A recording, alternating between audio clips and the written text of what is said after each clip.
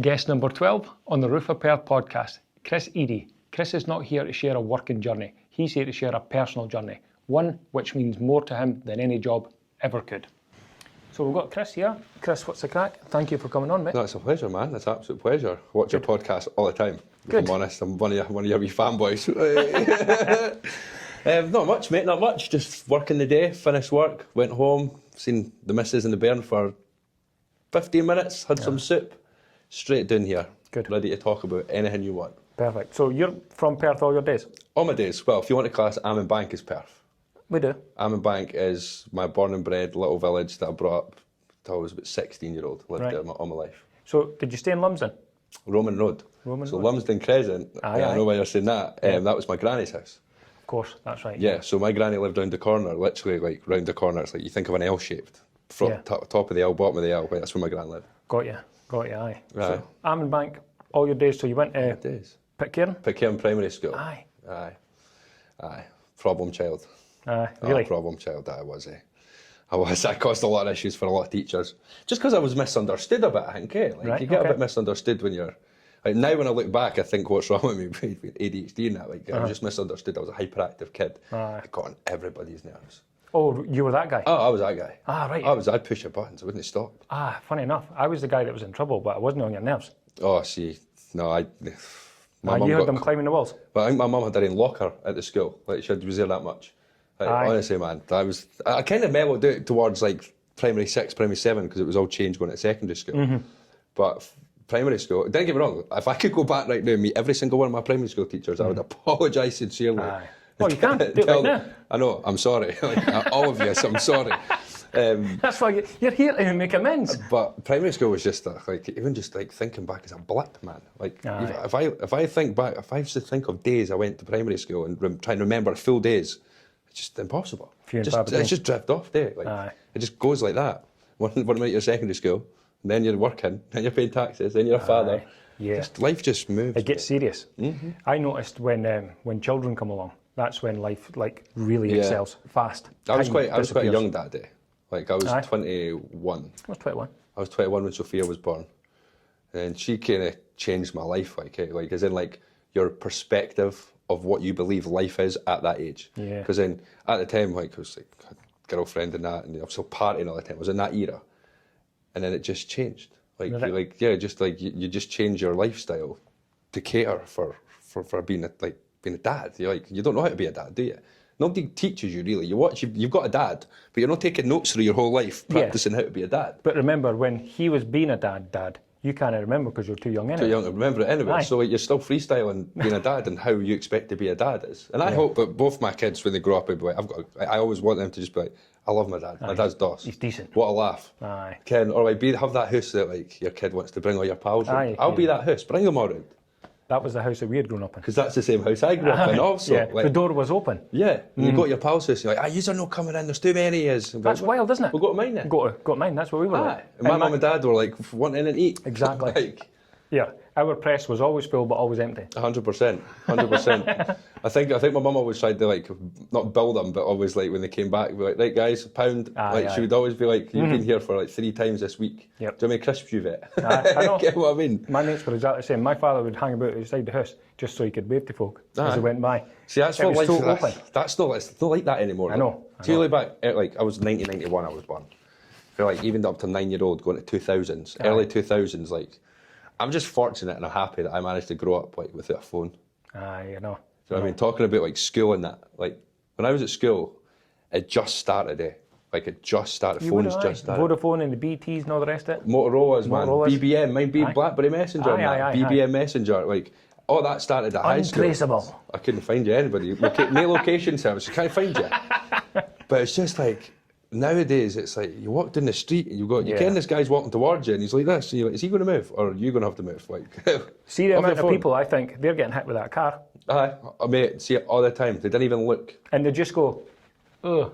And I'm 9 times out of 10, I'm the one in the car. And I'm like, what are you doing? Pay attention. And they look at you like you're the idiot. Yes. Come on, man. Come on. So if you were if that was the school, and what about the work? Did you do work whilst you were at school, early work? So Paper rounds? So I had a paper round. Right. Had a paper round Monday to Friday, and I'm in bank. Yeah. Derek's shop. Aye, the wee shop. But it wasn't Derek that had it. Was it Derek that had it? Aye, it was Derek that had it when I done my paper round. So I had a paper round Monday to Friday, and then I do it every second Saturday. Right. But my mum used to take me out. Oh, you're not that guy. Aye, I'll be honest with you. I'm here to tell the truth. That's what I'm here for. I'd have been left. My mum took me out in the car and delivered me to every door. Aye. She done that for me every second Saturday for about 2 years. Wow. Because I couldn't be bothered getting up. Is that what it was? That's what it was, aye. So she made you go? She made me go by getting up herself that early she was on her day off. She was out of pocket? Aye, fuel money. Aye. But I don't, what was it I got for it? That was £15 a week. Aye, I That's what remember I was getting. A £5 would go straight to her. I was on 14 and I was doing 2 paper rounds. They're only £7 each. You got mugged, man. Aye, I know. Tell me about it. But bear in mind, I did mine a wee bit earlier than you. Aye, true, actually. Aye. We're weighing it up. The inflation. Inflation of like 50p. Aye, but bear in mind, I did 2 paper rounds 7 days a week. Right, so I was one paper round 5 days a week and every second Saturday. Aye, no, you're right. I was bumped. Derek was a good guy. Aye. But she used to do that. So I started off at a paper round, worked I think it was my mum that got me the job. And I think it was just incentive to motivate you, as you want to motivate your kids. Aye, of course. So done that. And then after that, I was at school and obviously I didn't stick in. I didn't do well at school. I just kind of was that troubled child again. I'll throw that out there. Even in secondary? Aye, it just got worse, because as you get older, your attitude changes. I was kind of mirroring behaviour from friends, getting in with the wrong crowd, start smoking, just went down that route. Right, okay. And just tunnel vision, didn't it? Aye. So then I done crap at school, and then I went to go into 4th year. Perth Grammar School? Grammar school, aye. Went to go into 4th year, and they didn't sign my forms. You had to go in with your forms for each teacher if you wanted to go and do a subject in 4th year. You had to get it to sign it. Aye. I got no signature, so I was nearly back at school. And that was basically the end of 3rd year? End of 3rd year. Right, okay. Yeah, and then, pretty much went into work straight away. So what did you do? I mean, you're too young anyway, you're 16. Apprentice mechanic is what was my before the apprentice mechanic, I was a KP in the Pitcairn Green Inn. Oh, very good. Very good. Did you get free food? Aye. 100%. The food there was phenomenal. The homemade chips. The homemade chips are they just hit different, man.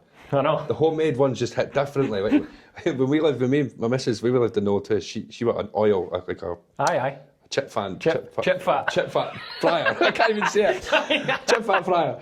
And honest to God, you used to come home from work, you could smell it. What? Oh, if only you could wear it. It was right, looking at it, you'd be like, oh, you don't eat nothing out of that. But then you're like, you try the chips, you're like, they're phenomenal. And by the way, you need to leave the oil for as long as possible to soak up all the flavour. She controlled that. I didn't. I was nothing to do with that. Didn't want any. I thought it was a health risk. But and then you are putting it away. But if I didn't ask questions, I didn't care what it was. I'll eat it. No, that's very true. Like she makes me omelettes and that, and sticks wee bits of onions in them. No, but she's like, did you enjoy that? Yeah. There's onions in that. I thought you didn't like onions. I love the smell of onions. Yeah. I love the smell of it, but crunchy. It's just the texture. Oh, it's the crunchy ones I like. Put them in like a spag ball, mate. All day long. Put it away. But growing up, I was just a little shit, really, mate. If I'm being honest with you. Aye. I regret it, and when I look back, that's why I want not so hard on my kids, but that's why I try and influence school. I try and influence Oh, do you? Oh yeah, hard. You've got to. Right, okay. If I had a better start in life, I think I could have put myself in a better position, because I look around. You've got the energy. And see the people that did do well at school. And I still see people like that. Like folk that I went to school with, I still bump into them now and again. I love to ask, what are you doing with yourself now? Knowing that where they were at school, was I right or was I wrong? Aye, because they looked like it was all going to work out. Absolutely, and did it. Aye. And I would say I asked 10 people, 7 of them would say yes. Mm-hmm. And I'm like, good on yous. Like there's folk that just stuck in, like they've got their own mortgage. Yeah. They've got they own 2 cars. They've got kids. Both they go on jobs. holidays all the time. Yeah. That's great. I love that. Of course. And I'm just like,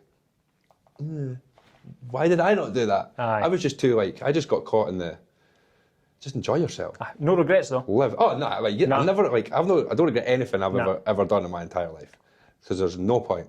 Because then you're just constantly thinking about the past, and you've got to give yourself a chance to move forward. That's it. Aye. So yeah, I don't regret anything. The way I am and the way my life's panned out for a reason is how it's happened, and that is it. Mm-hmm. You know what I mean? Yep. And my mum and dad always said they were proud of me, so I'm alright with that. That'll do fine. Absolutely. Mind you, it doesn't pay the mortgage, but it'll do No, fine. being nice definitely Get does you not out pay your the bed. mortgage. Get you out of bed. Absolutely. So you're at the Pitcairn. How do you go from there to the apprentice mechanic? My dad knew a guy called Lochte Bob. Very good. Were you in there? Aye, I was in Lochte Bob's garage for... Right. I done my second year, I passed my second year exams, and then, I don't know what happened, I think Bob was selling up and meant to be going to Canada. I remember that. Because he had a heart attack. Mm-hmm. And he was meant to be selling up, so I got paid off. Mm-hmm. And it was coming into that recession as well. What year was that? 2010? Yeah. 2008, 2010, a whatever bit it was. yeah, a bit that. Mm-hmm. The recession, exactly that. Yeah. Hit bad. Mm-hmm. So after he paid me off, I'd done my second year exam, so I'd done it for 2 years. I tried to get a different job somewhere else, but a lot of folk were like, we're not hiring. If we were, you'd have to start your apprenticeship again. Right. It cost us money, blah, blah, blah. A bit older as well. Aye, so What, you had experience? I had experience, enough. yeah, absolutely. But they were looking for somebody full time. So I was trying every garage. Honestly, I tried every garage with a 12 mile, 15 mile radius. Right. And I didn't even drive at that point. You would have just jumped the bus. 100%. But couldn't find one. I was more to prove to and I was gutted that I lost it because I was just getting the momentum of enjoying the job. Yeah. I was 2 years in, just passed my second year exam, and I was like... Starting to mature a bit as well. Absolutely, because you're understanding, that I fell in love with cars. My dad always loved cars and motorbikes, and I've always had that in my life. And then I just remember having that, just when he paid me off, he pulled me, I can remember it, when I was in the office, and he was so sincere about it, and he didn't want to do it, but he told me he was selling the garage, but then, I don't know what happened now, he swapped with somebody, didn't he? Somebody, Simpsons, was it Simpsons he swapped over with? Because I seen it, I didn't even know he was in, I thought he moved, I hadn't seen him since that day. And then I went down to Simpsons, and then I think I was looking for Lochte Bob's to do something in my car. I went down to Aaron Road, and I was like, what are you doing here? Yeah, all right, mate. And what's funny? He remembered me. Did he? Full blown, didn't have to be like, who are you again? Right. He remembered me, yeah. Good. Chris, how you doing? How you getting on? I just had a full blown conversation with the guy. Right, very good. And then after that, I think I went in retail, JGB Sports. Did you? I loved that shop. Aye. I worked there for a while. That was the one on the corner? No, retail park. Not the one in the town. I went retail park. Very good. There was one I know exactly where you are, that's where a Blue Lagoon Chippy is now. Yeah. Aye, no, I was in the retail park, I was in the big boys one. I used to do the shirt printing for folk. Oh, did you? I let the dyslexic guy do that. Do you want me to refunds on to give me? No pressure. Man, that was funny. I even had to ask, I always say to my manager, is that right? Aye. Is that right? And even the name they always write the name down. And even with the name written down, I'll say it and I'll be like, right. It's trying to see it though, isn't it? And I just go for it. I didn't even think, but I'll check it again. It's either going back or he's taking it away. I miss that shop. That was brilliant, man. You liked it? Oh, JGB was a great shop. But that's where I got most of my character building on how to speak to people. Right. Because we used to sell shoes and used to have this incentive. We used to if you sold so much sneaker balls, air fresheners for your shoes. If you sold 20, 30 quid of that, you could go home on the spot. Never. So I seen that as an absolute incentive challenge. I was like, I can sell in it. I'll finish at 12 if I need to. I've done it all the time. And they actually had to put the incentive up because I was taking the mick. You were there only half the time. I was selling people football boots. I targeted football boots because I knew I could sell because football boots stink. Parents moan about how much they stink. You worked out it. So absolutely. It's smart business, man. If you want to get someone in life, you can't just free roam all the way through it. No. You need to have a plan, eh? Very good. And then I got given that plan, and then what did I do after that? Left JGB, went to Aviva, worked there for a wee bit in the call centre. Oh, how did you go on with that, sitting down? No, I didn't. Nah. I've done 2 call centre jobs. I worked at Aviva first. Only worked there for about a year. And then I left Aviva, and then done the odd fencing job, and then helped pals out that were plumbers, and then I got a job at SSE. Been in the call centre again. The only reason I got that job is because it's good money. The money is good. I know. For sitting on your arse, talking on a computer, it's good. Aye. I can do both. Know how to work a computer, know how to talk to people. The only thing I can't do is sit my arse. So I was that guy in the call centre that'd be standing talking to the customer like this, and used to get in trouble for it. Oh, so I got in trouble about 7 times a day. But I'm like, I can't sit down. I've got to. Aye. And that's where I met my fiancée, innit? That's where I met her. Oh, she up there? Kathy was there, that's where I met her. Cool. I walked through the call centre, and I just remember she used to have red hair. That's right, aye. And a side shaved hair. And then I was a single guy at the time, just walked in there to get a job. But it's funny because I applied for that job 3 times, never got it. And my dad told me, just one more time, just try it one more time, and you might get it this time. Well, Was he right? I got it. Aye. So I got in the train and walked through the floor, and then there was just like, can you see brunette, blonde, brunette, and then blonde, bright red. blonde, and then boom, this bright red, half-shaved, punk rocker chick. Aye. Eye contact. I didn't care what to do. I couldn't think of anything. I was like, up. whoa. I was. But I was like dressed just the way I used to wear like a hat. I used to just kind of keep myself just my own wee style, eh? Aye. Never followed anyone's style, always just done my own thing. And I was just, I walked out again. I remember going to the toilet. I didn't need the toilet. Eh? I just wanted to just go out and just see if you're still there. Aye. Can come back. She kens the truth. So anyway, I had just shot my shot. And what got me with it was I got put in her team. There's like 7 teams on the floor.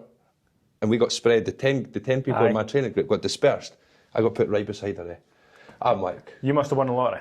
wow. Couldn't believe it. But at the time, she had a boyfriend to start with, so Right, I okay. had to play it cool, you know. Aye. Played it cool, and Then then it'd be dangerous. they didn't work out for whatever reason, and then that was me. I just emailed, talked, What, for across took the her out room? on a date. Subtle, man. Aye. You've got to be subtle. All right, okay. Here, I'll write that down. 100%. I've got it at hand all the time. Email. That's Right. yeah, email. But then that's when we met, and then eventually I just had enough of that place and left. And then she eventually left, and then me and Kathy decided to do something spontaneous. Well, it was more my idea, because I kind of mucked up school. I was like, I want to do something really spontaneous with my life. Eh? I want to just go and try something that I've never done before, that I've always wanted to try.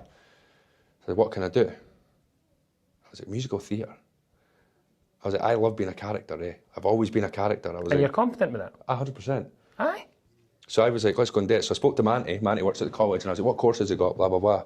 So I signed me, Kathy, I didn't tell Kathy. I just signed her up for it. Because Right. she's done theatre in the past, and she's like a dancer and stuff. So I was like, let's go and do something together as a couple. Let's go and do it. Right. So she's like, aye, let's do it. That's pretty cool. So we went and done that together, man. We were in a class we'd done a HND, and a HNC, and then a HND.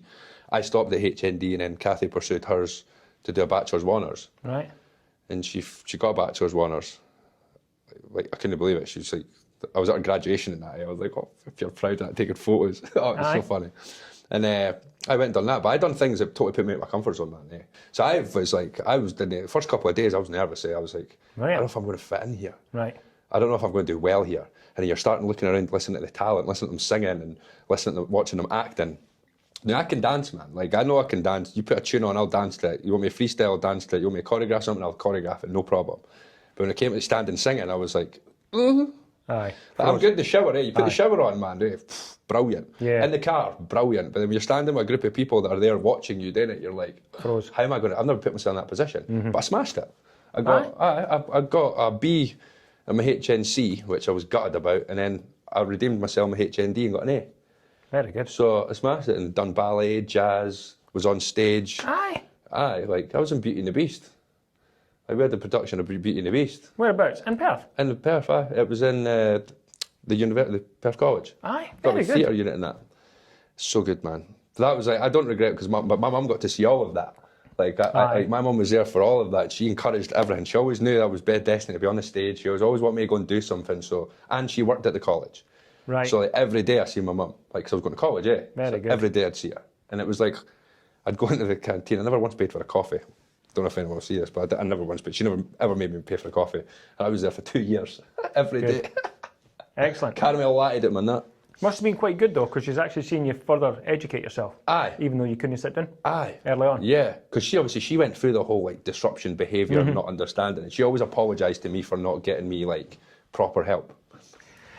She did, eh? Yeah, but bear in mind, back then, parents didn't look at it like you needed help. They just looked at it like you didn't fit in. Like, stop giving him too many sweeties. Aye. That's Do what not- I got quite a lot. Yeah, It's like, yeah, didn't yeah. give him any more sweeties. Aye, he's had enough. He said enough, but I've only had 2. Yeah. Ken, like, I know, you did it. I know, two's not enough 2 though. packets, just 2 sweeties. Aye. But like, it was just, yeah. It's just, I was just, when I look back at my childhood, I'm like, oh. We're all the same. But doing all that was like my redeeming, like I redeemed myself doing all Aye, that, getting aye. an education at a higher age. Good. Because like that's one thing no one should ever limit themselves, by the way. Like even if you feel like you want to do something at college and uni and you feel like you're too old, get that excuse, because that is all it is an excuse. Like nobody, didn't limit yourself to education and learning it. Because I would continue to do that. I love learning I'm learning about stuff I didn't even know I'd be interested in. Aye. Like at all. And I'm learning it through my daughter. My daughter's teaching me stuff. She's teaching it, like she's learning at school. Yeah. Do you know what I mean? And it's like, well, wow. And you're paying attention. Like, wow, I should know that. That's what I'm thinking. I should know that, but I don't. It's all right. Can't know everything. I know. But as a dad, you try to though, Aye. and it's hard, especially when you've got girls. Like, I'll never understand. Then you make it fool of yourself and tell them something that you're Done that. unsure of. I've done that many times. And she went, Dad, that's not true. Like, damn it. They'll find you out straight away. So your mother worked in the college, but I'm assuming that both parents were working parents? Both parents were working parents growing up. Well, my dad, he's been at Parenthood Cross Council since he was 16. Still there to this day. Aye? Still there to this day. Started off doing white lining and then just gradually worked himself like on white lining and then on to like the roads department and then on to like gritting. And then he just kind of went from like being on the tools into the office and then just worked his way up in the office. And he's quite high up in the council in the roads department. Very good. Excellent. Potholes are my concern though. Aye. Did he talk to me about them? It's my And dad. it's not his father's fault. No, it's not.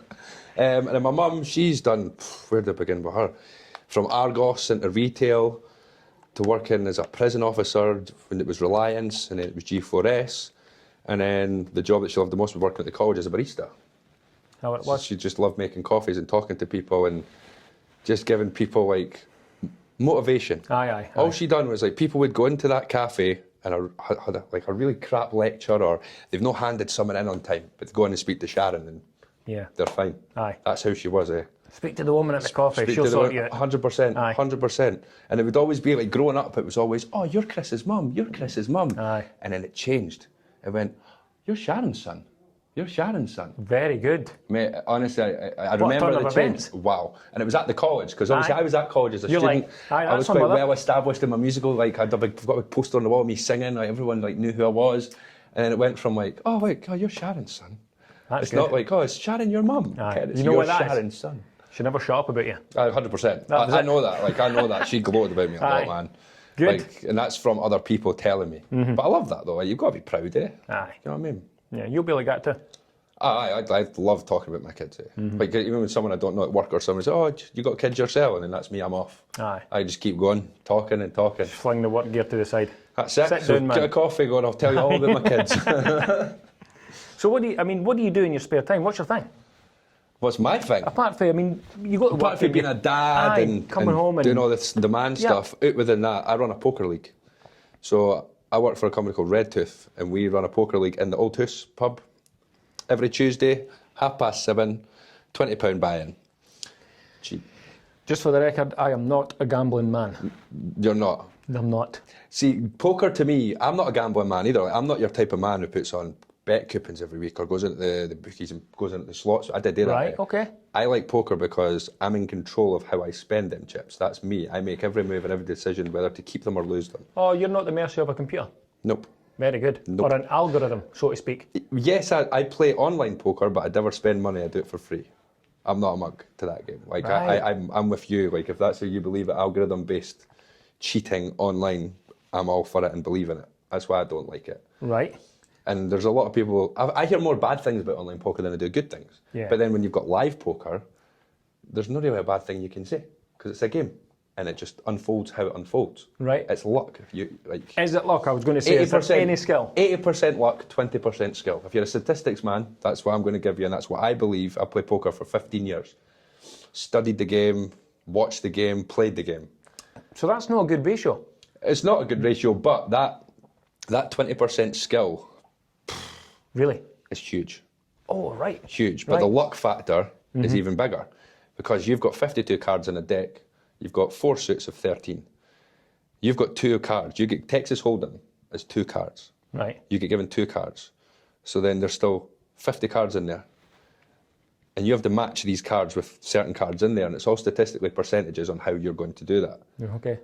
Sometimes it happens, and sometimes there's people that I play poker against that just are just so lucky. They have the gods on their side. Aye. Every week they come, every week they win. They've got an expectation.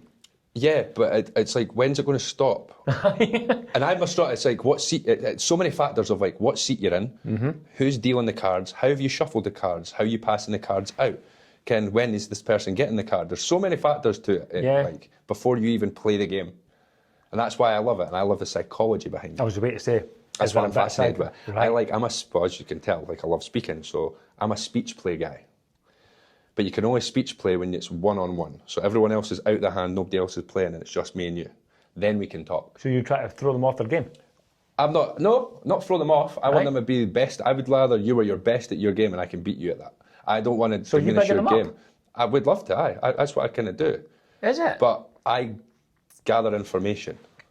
Because no matter what, I'll ask you a question, you'll react in a way. Yeah.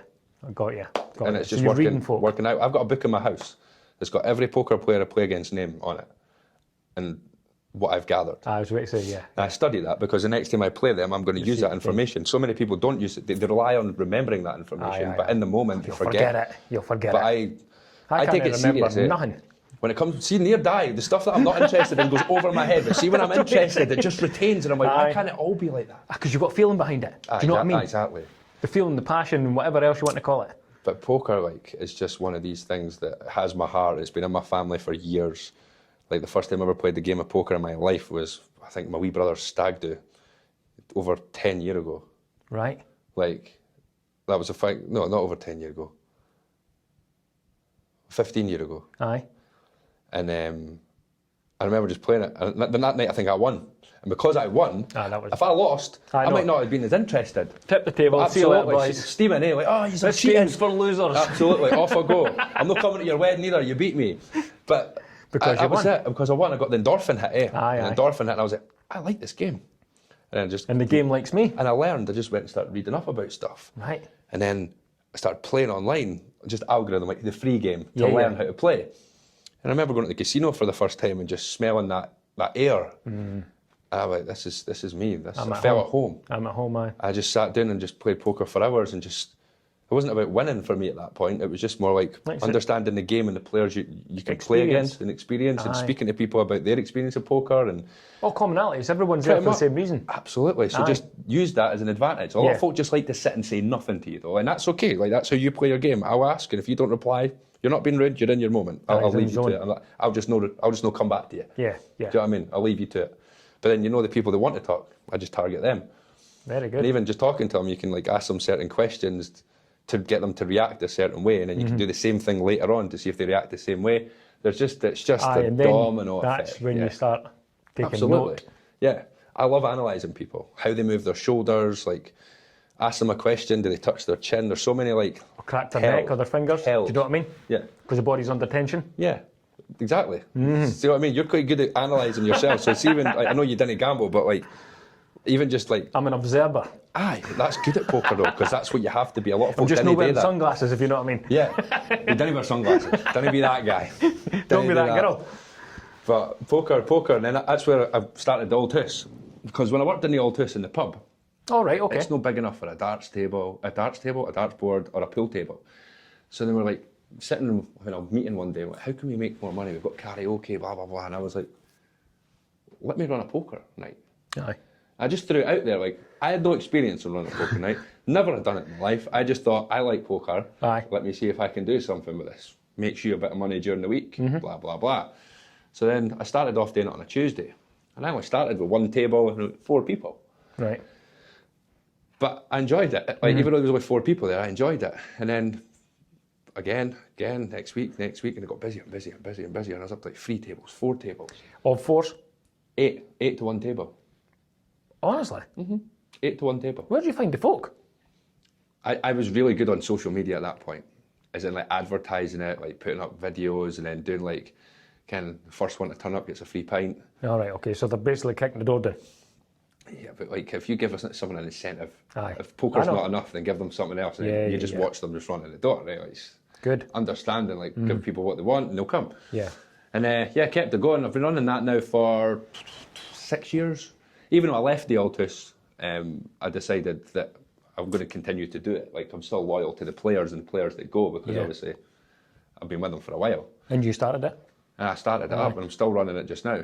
And then that was that. Yeah. And then I left the Old House because my mum was ill. My mum felt ill. And I became our full-time carer. That's what happened. Honestly? What a privilege. It was a privilege, man. It was a privilege. Hard privilege, but I would never regret it. I just gave up work. I remember having the conversation with my boss. I was like, I can't work here. I can't do this anymore. I can't spend time working for you. Aye, when I'm losing time there. When I'm losing time with someone that I adore. So I was like, I'm jacking it in, and I stopped working. I gave up. I've always worked. I've needed work. I rely on work. Work's good for you because it keeps you distracted away from the things that kill you on the outside world. Aye. So it helps. You need the routine, man. But I gave that up and just was like, right, Mum, what do you need? Ken, taking her to. So she basically, she got diagnosed with lung cancer, but she got like the stage 4 straight away. Like it was like the worst possible thing you can get, which is a kick to the system, and nobody ever knows how to react to something like that. No. You know what I mean? And it's like. So there's no return when you say stage 4? Stage 4 is treatable, not curable. All right, so they're just maintaining So it. just basically like they try and basically, how do they describe it? It comes down to quality of life. How can they help? And then that's when treatments and stuff come into it. You've got your immunotherapy, your chemotherapy, your radiotherapy.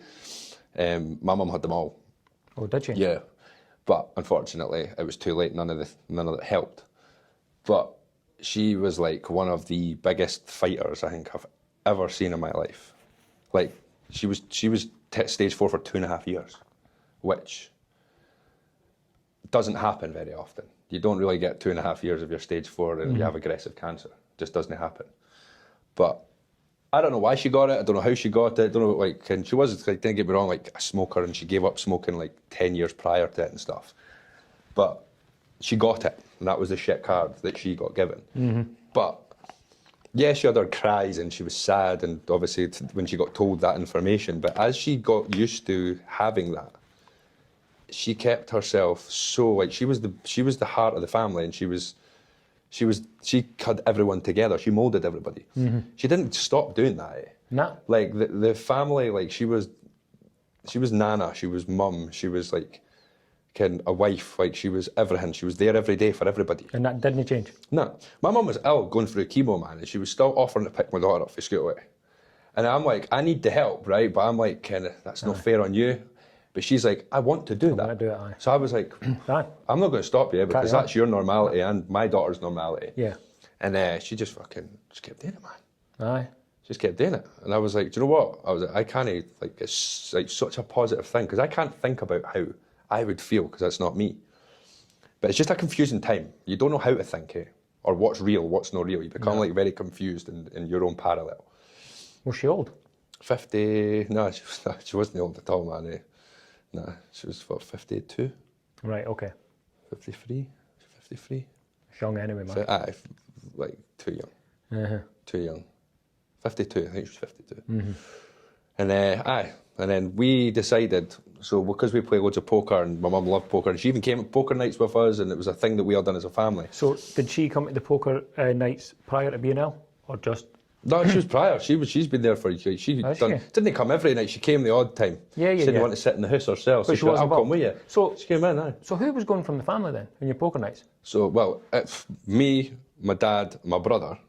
We all kind of done a wee poker thing together, and then we've got from Ammon Bank with our wee group, like Lewis Phillips, Dan Miles, Patrick McNamara. There was like a whole community that played poker together. We all kind of just infused together. Very good. And it was called the CPL, Championship Poker League is what it was called. Right. And Ammon Bank was the first kind of league that I played in. It was in the Badgers. Very good. That's where I played, and my mum came down to that. But then, like, my mum had a big wake-up call, like, when she went up to Cornhill. Like, it's a palliative care unit up at PRI, so end-of-life care. And she was in and out of there quite a lot. And it really annoyed my mum how, like, understaffed they were, and the chairs were ripped, and they didn't have a microwave or a kettle. Like, they didn't have a lot up there. And my mum was like, we need to do something for them. Like, and then she got me and Lewis Phillips round one night, and we were just like, we need to do something. My mum wants to do something for them. Like, what do you want to do? And we had a wee idea, and me and Lewis went away and had a wee think, what can we do to raise money? I thought, poker. Like, you're in a poker community, I run a poker community, so why can't we come together and create something? And this was your mother's idea? Originally. Not the poker, but like, my mum's idea to what, she just gave us the guidelines of, I want you to raise 50 grand in 10 years. Work out how to do it. Honestly? Aye. That's what she said. And I was like, okay, and in my brain I'm thinking, okay, that's a lot of money. Aye. How am I going to do this? £400 a month. I was like, I didn't work it out like that. I'm just thinking, like, I'm not thinking of the 10 years. I'm just thinking of the 50 grand. I'm just like, how am I going to raise that? Yeah. And then me and Lewis just decided. £100 a week, essentially. Exactly. I know. When you break it down, it like sounds so easy. And then Lewis goes, why don't we do a poker tournament? How are we going to work it out? So we sat down and we were like, we need a team. So we got a team together, and then we just kind of just won it. But Lewis Phillips, and like, I need to give him a massive shout out, because like, he's the same age as my wee brother, grew up in Ammonbank. Lewis's mum and my mum are really, really good friends. He's known my mum since he was born. My mum's grew up with him as a kid. So he was very, very close to the family. Kind of like my mum's third son. Yeah. And he was the biggest drive for this whole tournament. Honestly, yeah.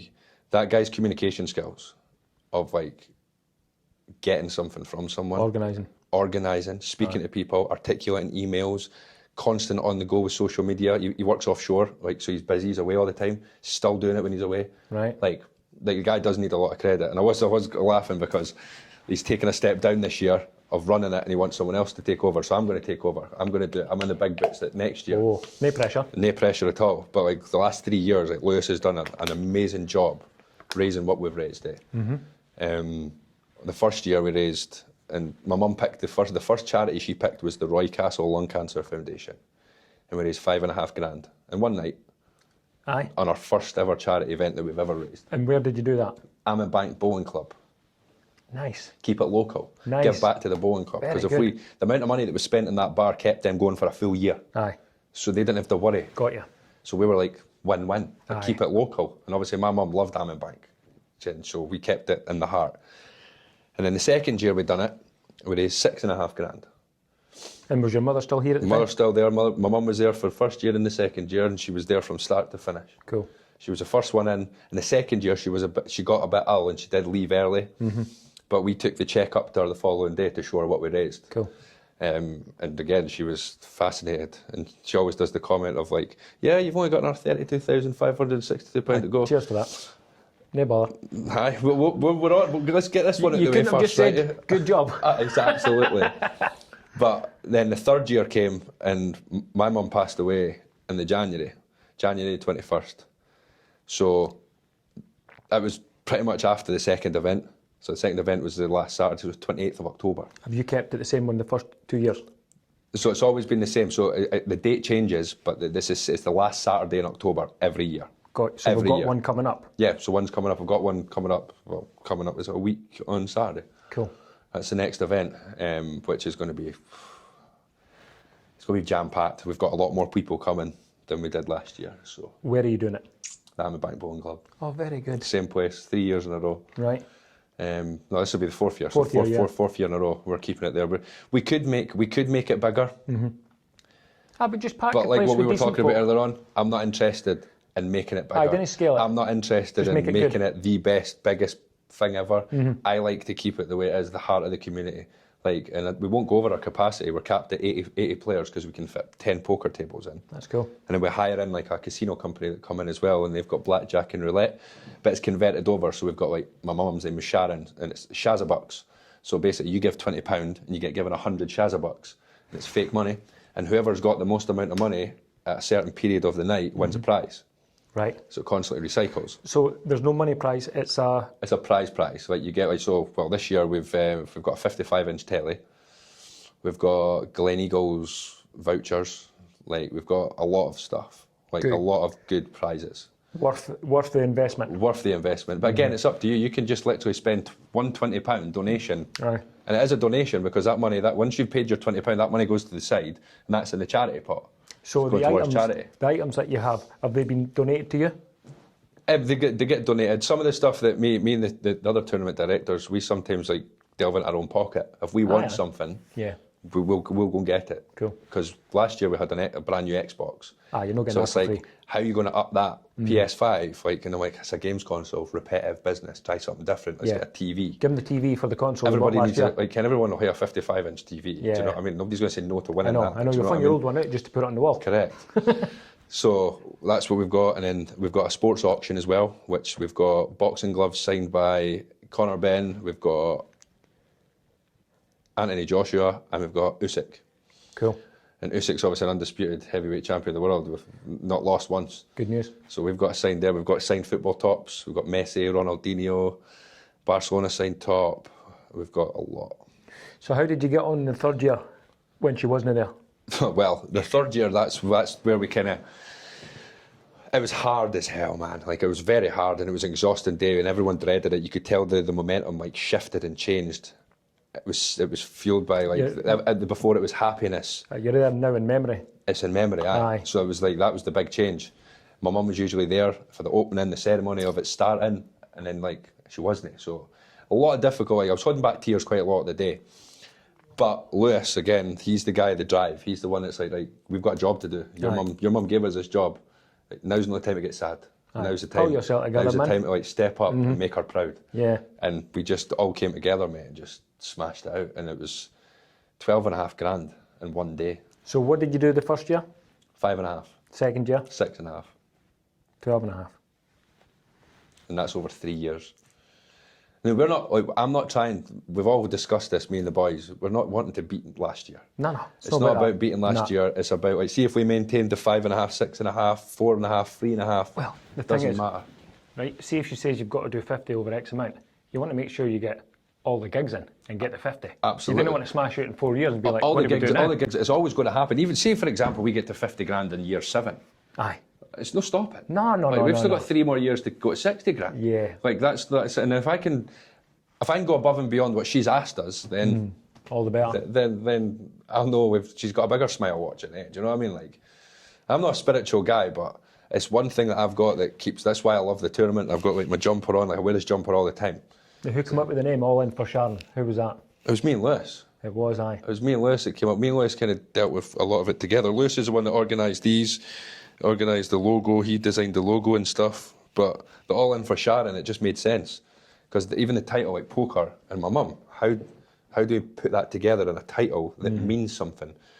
So in poker, when you say you're all in, that means your chips are invested. Every single thing that you have is invested. That's excellent. Into the game. And if you lose, you're out. And if you win, you get double back. Right, is that how it works? That's what poker's like, yeah. Right. So if you're all in for 12,200, boom, you get 12,200 back and 12,200 back. You've doubled your money. So that's when we thought, like, we're all in for Sharon. Right. And it was one of them, it was like a passing comment. I know. And we both looked at it, like exactly like that. We just looked at each other and went, that'll be it. they've got it. We'll write that down. That's what it's going to be. And then we're just All In For Sharon just became a thing. All In For Sharon 1, All In For Sharon 2. And then it's just kind of stuck, and it's became our own wee franchise. Good. Which I love. And the same people donate every year, the same people turn up. And there's people that come that just want to just spend some money and have a bit of fun at the poker table. And then you've got other people that want to come and win the title. I didn't want to speak. Like that. The very first year, which one of my good pals, Dan, he helps, he's one of the TDs, he helped organise everything. And I work with him at PHX Water as well. He won it the very first year. Very first year. So he has something that no one else has got. My mum passed him the trophy. My mum was there to, like, shook his hand, gave him a cuddle. So he's got that. Like, the second year my mum went home, she didn't get to meet the winner. The third year she obviously passed away. Yeah. So, like, he's got that that special win, eh? And like that year I'm just glad it was one of my pals that won it. So it could have been anybody. Not that I would have took anything away from any of the players. Like, I hope anybody can win it. I want to win it. But it was the fact that the very first year, a guy that's helped running it and that, like, he won it. I was like, wow. I was like, that's phenomenal. But I want to win it. I've not been close yet once, but you're not there for that. Nah. Well, to start with, it's always good for, like, the start, because once you get everybody in and it's all, like, calmed down and everyone's in their seats and you're ready to do your speech, because we always do a wee speech to start with. Everyone's on their seats. We thank everyone for coming. We thank all the sponsors. Make sure we didn't miss anything out. And when you shout, obviously, it's a big thing. It's like, when you got the box in, got Bruce Buffer going, like, let's get ready to rumble. Is that what you do? It's not that, but we do like a poker thing, like dealers, shuffle up and deal. Like, it's kind of the same thing, but the poker community is massive, eh? And everyone starts cheering and then, like, you can sit down and you're still shaking because you've got adrenaline. Like, you look around, you're like, how many folk are here? And it's like, we're in charge of this. If something goes wrong, we need to deal with it. Remember that. We can't just play poker. So it's like playing poker in a hand and somebody's wanting help. You're like, right, okay, fold. And you're running away. One year, I think we're going to just decide not to play. So Oh, right. this year we're playing. Yeah. But if we've got 80 players, we can only fit 80 players in. That'd be good for year number 5, wouldn't it? Yeah, I think like this year, like hopefully if I win it, then I'd have to play next year. But I think it's more like it's not about me winning the tournament, it's about the tournament winning the 50 grand. Yeah. That's what I need to remember. Aye. We do have a shield and it's got 10 plaques on it for each yearly winner. All right, okay. And to be on that would be an absolute privilege, obviously, for it's my mum's tournament. But I don't want to lose focus On what actually on matters. what's important. Yeah, You know? yeah. And if we need to, say for example, all the tournament directors are playing. There's 7 of us, so that's nearly a full table. Cool. Now, do you play at the same table? No, we Spread out. separate tables, Cool. and we always place ourselves on the end of the table so we can get access out if we need to move. Got you. Good idea. And if people turn up, so say like we've got 80 players including us, and there's 7 players turn up, go, oh, we want to play. You have the seats, and we'll step back. Very good. So that's how I would rather their £60 win, and I'll still pay my buy-in. Yeah, I'll still yeah, leave yeah, that money yeah. in there, boost the pot. Yeah. That's cool. But if you want to add an extra 60, you could have the seat. Good. Like then we can all stand and watch it. But playing's part of it. Like a lot of the guys aren't even bothered about playing. It's just a bit of fun to start with for the first 2 hours, and then after 2 hours of poker, we have the break for 2 hours. And we do the food, which is sponsored. Lewis's brother Mikey sponsors the food, and then we get it from Delicious. Oh, Mikey, aye. Very Mikey good. Phillips. Decent guy. Absolutely amazing guy. He's Yeah. sponsored. He's done a lot for this tournament over the last 3 years. Excellent. I do like him. Mikey's a hard-working man. Yep. Came from Ammon Bank, grew up, started his joinery, and then became a successful businessman. Does well. He does amazing, and he comes up. Didn't see much of him, like, but he's never missed. He's never missed an event to come up and support my mum, which I'm very grateful for. Like the people that I know that work away and they've got different lives, their own family, but still make time to come and show. Yeah, support. The smaller communities have the biggest hearts. I know, you're right. You know what I mean? Like, like they do. There's a connection. Absolutely, and small in numbers, but massive in support. Yeah. Like, and how we've managed to raise 24.5 grand in 3 years from a bowling club in 3 days. Aye. It's just like, wow. And that's because of the people. It's the hard work behind the scenes that nobody sees, but it's also like the people in the community that my mum had brought me up in. And But that's the thing, you just said it there, it's community. and a lot of the people, like, there's folk that I've not seen since I was a kid that turn up. And it's so nice to see them. It's refreshing, it's nostalgic. And it takes me back to my childhood, but then I think... You get the crack about it though, remember? Aye. But I always get like, I remember you were a little shit. Aye. Like, I know, but I'm a nice guy now. I know, you told me last year. I know, same stuff every year. Once you've completed the one on the 25th of October, is it straight into planning for next year? Doesn't stop. But initially, like, it's funny because Lewis actually brought that up in one of our meetings. He's like, we finished the event on last year it was the 28th. He's like, on the 28th, on the 29th, we're in the venue cleaning everything up for the bowling club, getting it back to the way it was before we had it. You do that? We do all that, mate. Aye, we do all that. Ah, right, okay. We get the hire for nothing. So you give it back the same way you found it? Absolutely. Very Mop good. floors, and that's when like it's like Lewis's mum comes down, and there's a lot of help that comes. Not just us there, Aye. but there's people that come down and help us as well. And Lewis is straight on the organisation, booking the casino, making sure the casino that have just left, they've came and picked their stuff up. He's booking that in for next year. He's already made he's already making the flyers. Flyers are already done. We get that done initially. Straight away. We start organising this about March. So where do you put flyers at? Everywhere. You go in every coffee shop in the town, you'll see a flyer.